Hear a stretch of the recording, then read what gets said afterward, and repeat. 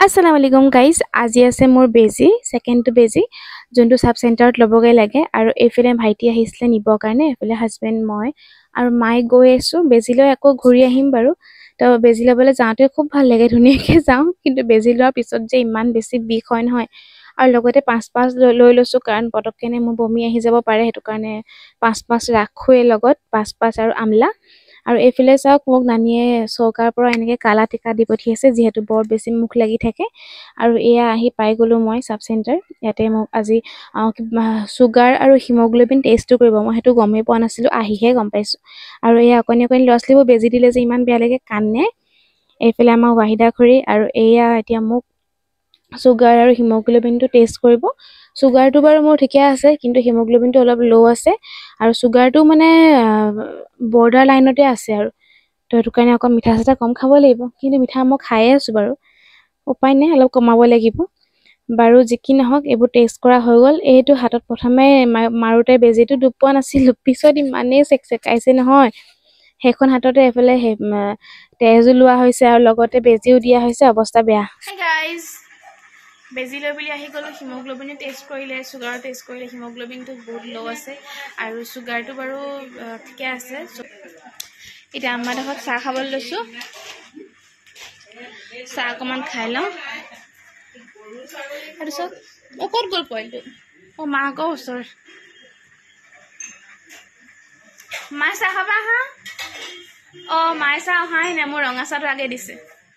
আৰু এতিয়া আমি যাম ডক্টৰৰ ওচৰত চেকআপত তাৰ আগতে এটা জেৰক্স কৰিবলগীয়া আছে সেয়াই সোমাই জেৰক্সটো কৰি লৈছোঁ তাৰপিছত ডক্টৰৰ ওচৰত আহি এয়া পাই গ'লোঁ হস্পিটেল মই সোমাই নাযাওঁ হাজবেণ্ডে যাব কাৰণ মানে ৰিপৰ্ট দেখাব থাকিলে অলপ সোনকালে হয় নহ'লে বহুত লেট হৈ যায় মানে পেচেণ্টক সোমোৱালে আৰু মানুহে সোমাবলৈও নিদিয়ে সেইটো কাৰণে আৰু এতিয়া আমি উভতি আহি আছোঁ আকৌ ঘৰলৈ বুলি চাওক কেনেকুৱা লাগিছে মোৰ মানে ইমানেই টোপনি লাগিছে নহয় মানে নাহিম যে শুই থাকিম এনেকুৱা লাগিছে মানে অকল শুয়ে থাকিব মন গৈছে নাজানো কিয় ইমান টোপনি আহিছিলে বেজি লোৱাৰ পিছৰ পৰা টোপনিয়ে আছিলোঁ মই যেন তেন মানে আহিছোঁহে আৰু ঘৰলৈ মুখেৰে মাতিব মন যোৱা নাই সেইকাৰণে এনেকৈ ৰেকৰ্ড কৰি থৈ দিলোঁ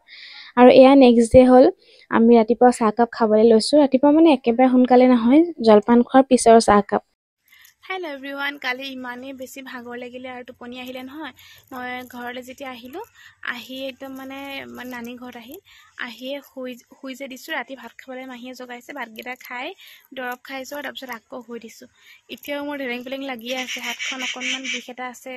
এইফালে দিছে যে বেজি টিটি বেজিটো বিষ হয় দেই ইয়াৰ আগৰবাৰ লওঁতেও বিষ হ'ল আৰু এইবাৰ লওঁতেও মোৰ বিষ হৈছে খালি জ্বৰ হোৱা নাই মোৰ কিন্তু খুব ভাগৰ টোপনি এনেকুৱা নিচিনা লাগে আৰু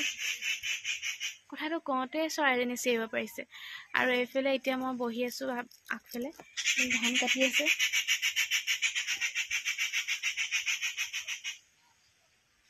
ধান কাটি আছে মই চাই বহি আছোঁ মানে মই কোৰাণচিত পঢ়িলোঁ তছবি লৈ আছোঁ এতিয়া আৰু এতিয়া বেছি টাইম হোৱা নাই 11টা বেছি ইয়াত যিহেতু সোনকালে উঠা হয় সেইটো কাৰণে অলপ টাইম পোৱা যায় নামাজ কোৰাণ পঢ়িবলৈ কাৰণেও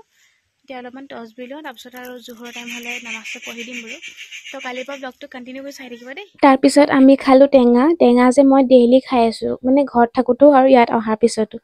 আজি ৰাবাব টেঙা কমলা টেঙা আৰু নানীহঁতৰ পাছফালে টেঙা এটা আছে সেইটো বেলটো চাবলৈ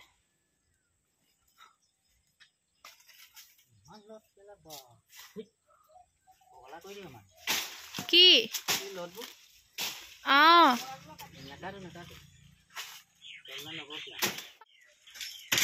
এইফালে গছ কাটি আছে চাই আছোঁ মূৰত নপৰিলে আৰু বেলবোৰ ছিঙি মানে পৰি গৈছে লতা যে বেলৰ ঠাণ্ডাত অৱশ্যে বেলটো ইমানকৈ খোৱা নহয় গৰমতহে খোৱা হয় চৰ্বত ঢেৰ বেল সৰিলে সেইফালে আছে তাতো আছে বেল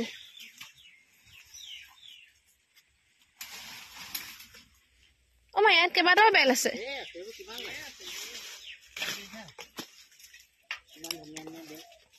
ইয়াত কেইবাটাও পৰি আছে মাইনী সেইফালে পাই এইফালেও আছে এয়া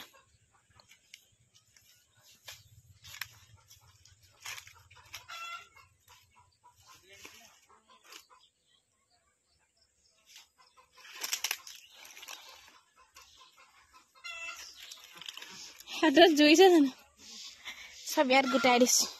কাৰোবাক দিবও পাৰিম আমিও খাব পাৰিম যদি কেতিয়াবা মন যায়গৈ হঠাতে এয়া আকৌ ৩ নম্বৰ দিনা ব্লগটো ষ্টাৰ্ট কৰা। ৰাতিপুৱা জলপান খাই আছে তাহাঁতি, মই খালোঁ। খাই বৈ উঠি বোলো অকণমান তাহাঁতকে ৰেকৰ্ড কৰি লওঁ আৰু।